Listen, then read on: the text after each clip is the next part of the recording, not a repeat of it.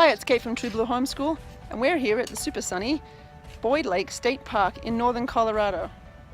As you pass through the entrance station, you pay the $8 daily fee, or if you have a state park pass for Colorado, that's $75 once a year pass, that'll get you in here too.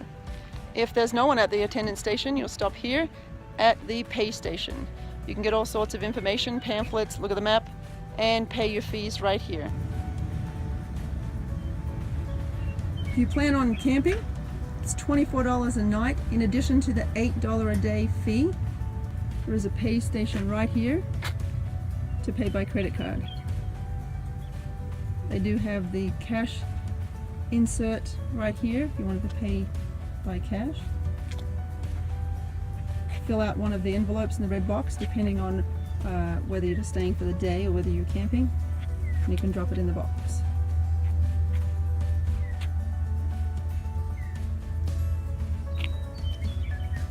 Pick up your brochures here on the way in, your fishing guide if you plan to fish here. After you leave the pay station, you'll follow the signs and turn left, and you can head down to the Marina. At the Marina, you can rent boats, jet skis, kayaks, buy snacks, fishing, camping supplies. They're open daily, but they were closed at 4 p.m. the day that we were there, so a little early. Also next to the Marina is one of two boat ramps. This boat ramp can take 6 lanes of traffic, and you can drop motorized boats into the lake here. The other boat ramp is a 2-lane boat ramp, but only takes non-motorized boats.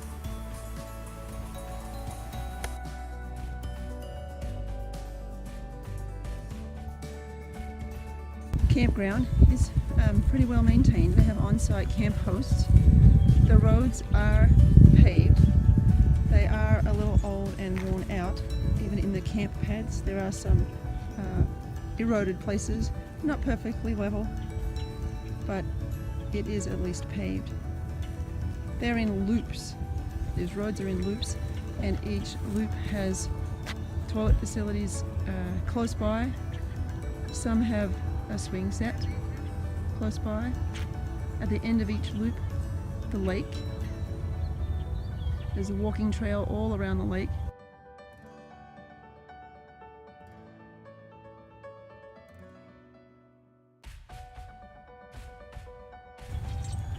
They have coin-operated showers in the restroom, 25 cents for 3 minutes and then 25 cents thereafter. There's a campus services building over there, further over.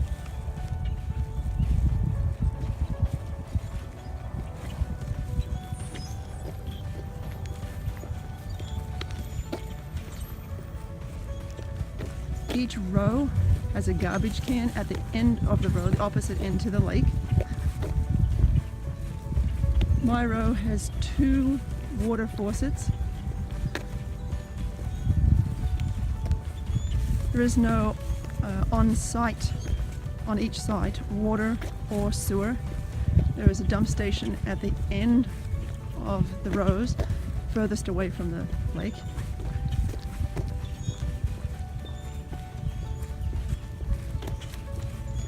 You'll need to take your trailer up there to dump it out, or if you have some sort of external waste containers, you could empty your trailer into the waste container and then drive your waste container up to the dump station.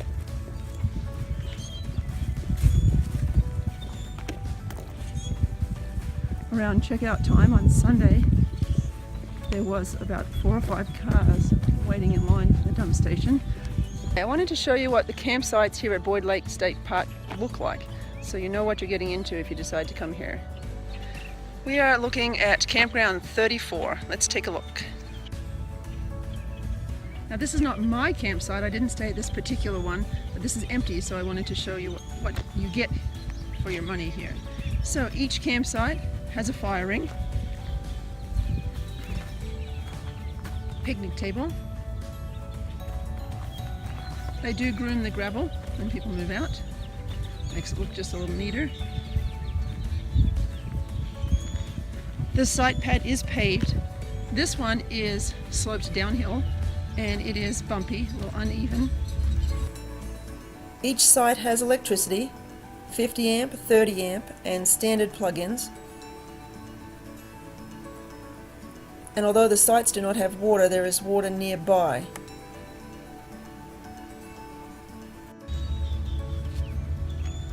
And this one is at the end of the loop, closest to the entrance, closest to the garbage, closest to the dump station. There's people lining up for the dump station there because it's close to check-out time. You do have some mountain views if you're at this end of the loop. The disadvantage is the traffic though.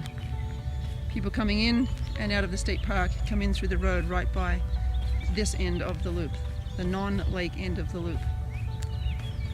The campsites are nicely spaced, plenty of room between you and your neighbors.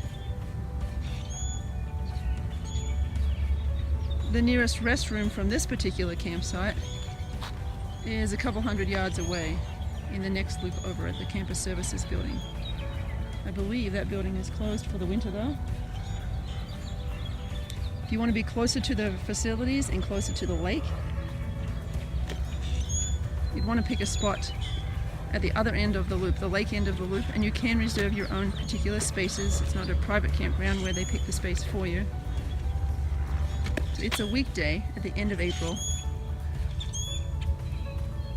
and you can see the volume of RVs that are here. It feels fairly quiet. Great time to listen to all the birds singing this time of year.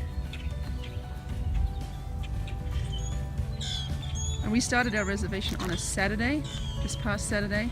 There were only 11 spaces left when I made my reservation. But bad weather set in on Friday and Saturday, so a lot of people didn't show up, so there were plenty of spaces once we got here. But during the week, right now, I don't think you'd have a problem this time of year. If you do want quieter as far as traffic goes, get one by the lake. The playgrounds that they have on their maps are basically swing sets. So if you've got kids, just know that if you're looking to get close to the playground, what you're getting close to is just 2 swings, basically. If you follow the path along to the beach and over to the Marina, there are other play options. The beach has another swing set actually, and then the Marina has a decent sized play structure. If you bring a boat or an extra car to the camping ground, there is extra parking available up closer to the entrance, near the dump stations. They have boat trailer parking, extra car parking. The campground has been fairly heavily patrolled by Department of Wildlife employees. It feels safe. It's not too far from the town of Loveland, Colorado. So if you need supplies, you're not remote here at all. And it's not too far from the interstate I-25 either. There is one play structure other than the swings, and it's right by the Campus Services building. This building was closed for the season, but in the summertime there is a meeting room, restrooms, picnic tables, and a bulletin board.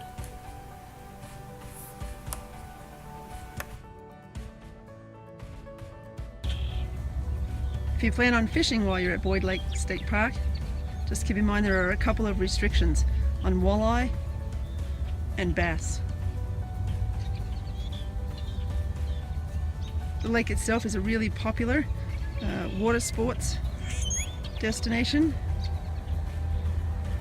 There's jet skis, paddle boats, canoes, power boats, lots of recreational opportunities. The wildlife warden told me that they open the inlets around May 1st, so the fishing gets good right after that, as the fish come into the lakes.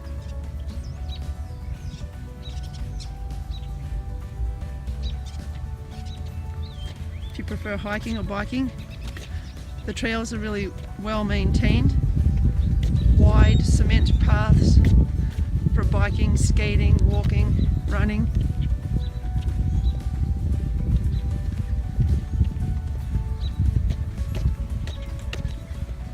I'm told that the path now goes all the way from Loveland, Colorado to Fort Collins, Colorado. So if you're into long distance biking or running, that might be an option for you.